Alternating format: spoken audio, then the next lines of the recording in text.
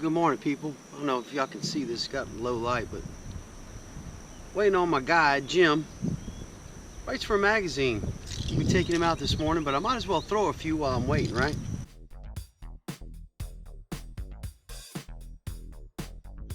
Sitting here getting ready for these guys, and I hear a little rumble to the east. Check out my radar. A lot of people want to know what apps I use or whatever, but I just find the websites I like and I save them to my screen, my desktop. I use NOAA. I use the Pensacola Beach Cam. I use Pensacola radar. Some tide chart. Wind finder. Ooh man, can't live without wind finder. Every 2 hours it gives you the direction and the speed. I'm not really fond of that, but yeah, nice to meet you. You look the same in person as you do on YouTube. This is John. Nice to meet you, John. You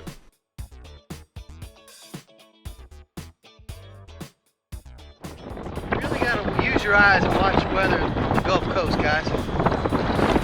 Check your radars with your phone. Use your eyes, watch the storms, feel the wind direction. Wind's coming straight at us, it's black. Get ready. While we're waiting on the storm to pass, let's go talk to Jim. He writes for a survival magazine. He's got some more questions for me on kayak safety. Now, I've been following 30 Miles Out for years, even after I just got my first kayak and was doing some kayak fishing, and watching the excitement of you guys out there working the oil rigs in the Gulf, catching jacks and just everything out there just blew me away, and it was something I really wanted to do. So it was real high on my bucket list. So we're covering some more kayak safety. I was curious about stingrays. I understand that they're a big concern. I've never heard of anyone really dying from a stingray other than Steve Irwin. You know, how big is the risk? So anywhere you got a lot of people wade fishing, stingrays are an issue, especially South Texas, a lot of parts of Florida. You got hard sand. People like to get out and wade. Stingrays, when talking about grass flats like this, the grass is black, they'll sit on top. You can see them. They're not really an issue. But when you're talking about sand, they like to bury down in the sand. If you're walking and you just step on top of them like that, any animal you step on their back like that, they're gonna self-defense, man. They think they're being pinned and gonna be eaten. That barb comes around, and if it's a big one, it can break your leg. If it's a small one, it'll puncture you. If it's late summer and the water's hot, you can get that vibrio from the cut. So it's a bad deal. So to prevent yourself from getting hit, you just move through the sand, take your time, and just shuffle your feet. We call it the stingray shuffle. And you're basically pushing. That way, if one's there, you'll push him up and he'll just take right off. He'll feel you coming and he'll just bust out of there. You don't want to pin any animal down. I don't care what kind of animal it is. You step on a sleeping German Shepherd, he's going to reach around and snap you. It's the same kind of deal, you know. You know, I'm down here paddling around in these bays and bayous, and I'm worried about alligators. You know, what do you do when you see an alligator right there beside your kayak?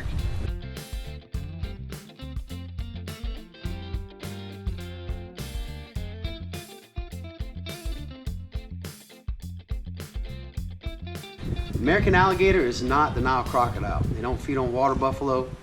They feed on fish. They get 12, 13, 14 foot. That's a huge alligator. And they're pretty much docile by nature. They're not a very aggressive animal. There's only a couple people a year that get alligator bit or die. It's a very rare perfect storm kind of a thing. So they're not really an animal that I've ever feared growing up, you know, being from South Louisiana with my Cajun cousins running around catching them and, you know, hunting them and eating them. And they're just kind of an animal that's there. It's not really a real aggressive animal that you have to worry about. But like any animal, one scenario you do need to be careful of is if you're sliding up into the bushes when they're nesting. Any kind of female that's protecting young, you don't want to slide up on a little alligator nest and have the mama go crazy, but that can be said for a dog with puppies or anything. So on the whole, alligator, not a very aggressive animal. I've been chest deep in the mud, shining a light, see nothing but eyes as far as the eye can see, just hundreds of alligators. Spent an hour trying to get the boat unlodged, no attacks, no nothing. They're worried about garfish, they're worried about mullets. American alligator, you're okay. Start talking about Nile crocodile and the Australian crocodiles, you start talking about stuff that is 15, 23 foot, that's very aggressive, sketchy. That's a whole different ball game. Since I started getting ready to make this trip, all I've heard for the past 6 months is, oh, there's great white sharks down there. We just heard about a great white shark that was cruising around the Gulf of Mexico, and you don't want to go. It's, you know, you're crazy. You're crazy to want to go down there.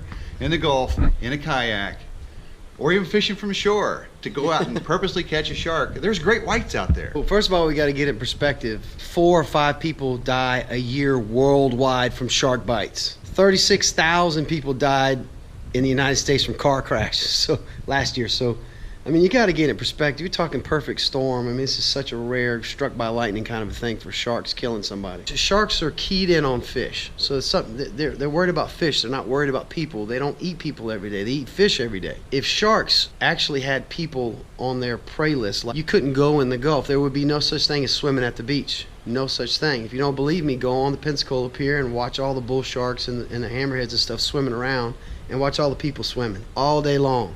Sharks, people, sharks, people. It's not an issue. Now, it is an animal that can be dangerous, just like a dog. So you have to pay attention to them. You don't want to resemble a fish. You don't want to be wave fishing in the Gulf wearing tinfoil on your arms. You know, you don't want to flash. You don't want to have flashy watch. You don't want to pack your pockets full of shrimp, which I've done before. That's a good way to lose a chunk of your leg, because they're keyed in on smell. They're keyed in on flash. They're looking for fish. Don't be a fish. You'll be okay. That's for the Gulf of Mexico. When you're talking about the Pacific and great whites, they're after seals. Don't look like a seal. Being on a paddleboard, being on a surfboard, flipping around, they hunt from down and up. That could look like a seal. So they're not keyed in on people. They're keyed in on other animals. Don't look like the animals they want to eat. Well, this is one of the least hazardous places you could go and do this kayak fishing. Yeah, there's lots of hazards around. The biggest hazard here is other boaters, at least from my perspective. Being small on the water, especially if you have a boat that blends in well with the environment, like the darker colored Hobie. Having a brightly colored boat, wearing brightly colored clothing, making sure that you can be seen by the boaters is your best defense against them, and your eyes, just being aware of what they're doing, where you are. Don't be where they are when they're being a nut. If you notice, there ain't one boat out here today. Weekdays are great. If you can fish during a weekday, you can stay away from the boaters. Kayaks have an advantage. You don't have to launch at a boat launch. So go find a nice quiet spot to slip in off the side of the road somewhere in the backwaters, and you don't have to deal with boaters at all. So speed kills people. Cars, jet skis, boats. That speed is what's dangerous. You're putting around in a kayak, you're pretty safe. Stay away from the speeders though. But that's the advantage of the kayak. You can just get away from them. Well, there you go. There's some answers and thoughts that I have on kayak safety, questions that I actually get quite often. I hope they were a help to you, and I hope you stay safe on the water. Thank you. Yeah. Thanks, Ty. It's nice to meet y'all. Don't forget to like, don't forget to subscribe, and we'll see y'all next time right here on 30 Miles Out. Woo! I got beat to the punch.